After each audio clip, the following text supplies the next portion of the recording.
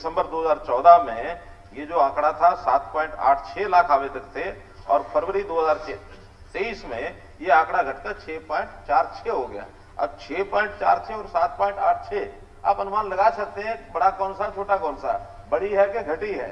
और इसलिए जब आंकड़ा दे दिया तो उसमें बड़ी है कि घटी है, हाँ ना में जवाब देने का आवश्यकता नहीं, मैंने तो और विस्तृत जवाब दे दिया।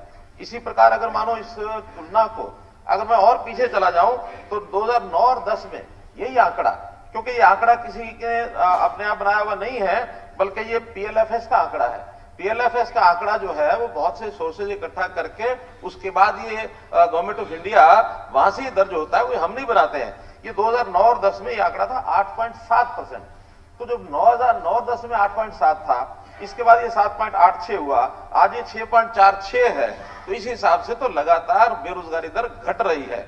अब ये आंकड़ा घटकर फरवरी 23 में 6.46 हो गया है। लेटेस्ट जो फरवरी 23 का आंकड़ा छपा है, ये महीने के महीने छपता है।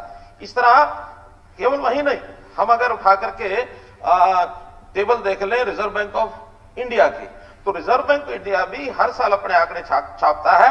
जो यहाँ 9.3 लिखा है, ये रिजर्व बैंक 8.1 है। अब कुछ आंकड़े ऐसे होते हैं अलग अलग एजेंसी के अलग अलग होते हैं, क्योंकि कोई एक ऐसा फार्मूला नहीं है जिसमें एकदम से सारा कुछ देख लिया जाए, उसमें छाप लिया जाए।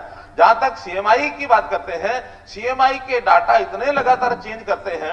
मैंने सीएमआई के डाटा में से आपको बताया था कि 2017 के एक महीने में हरियाणा का 2% ये बेरोजगारी आंकड़ा दिया था, जबकि बाकी जगह 2 नहीं है, उन्होंने छाप दिया। आज वो 34% छापते हैं, कभी 24 छापते हैं, एक महीने में 10% का अंतर। और उसका कारण क्या है?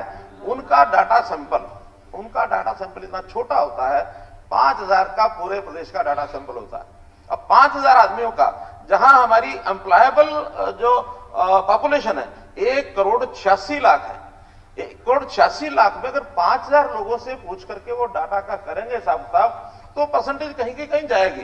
किस मोहल्ले में पूछा, किससे पूछा, किस वर्ग से पूछा, रास्ते में चलते हुए आदमी से पूछा, और फिर एम्प्लॉयड अनएम्प्लॉयड, इसका भी एक सेक्शन अगर हम अंडर एम्प्लॉयड का देखें, क्योंकि एक वर्ग ऐसा है जिसको एम्प्लॉयमेंट अपनी क्वालिफिकेशन के हिसाब से तो नहीं मिलता, उसको कम मिलता है, क्योंकि आवश्यकता के हिसाब से अगला ज्वाइन भी करता है।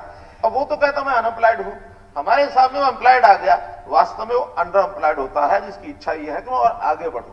जैसे हम देखते हैं कोई भी एक जब एडवर्टाइजमेंट होती है, उस एडवर्टाइजमेंट जैसे बताया कि हाँ हमने ग्रुप सी की, ग्रुप डी की, ग्रुप बी की, ये एडवर्टाइजमेंट निकाली है और उसमें लाखों लोग आते हैं। अब लाखों लोग आते हैं तो जो यानी ग्रुप डी की हमारी नौकरियां दी थी हमने 18,000, उसके अंदर हमको भी पता है कि उसके अंदर पोस्ट ग्रेजुएट लोग भी आए थे, ग्रेजुएट भी आए थे, लेकिन मिनिमम क्वालिफिकेशन तो 10वीं थी।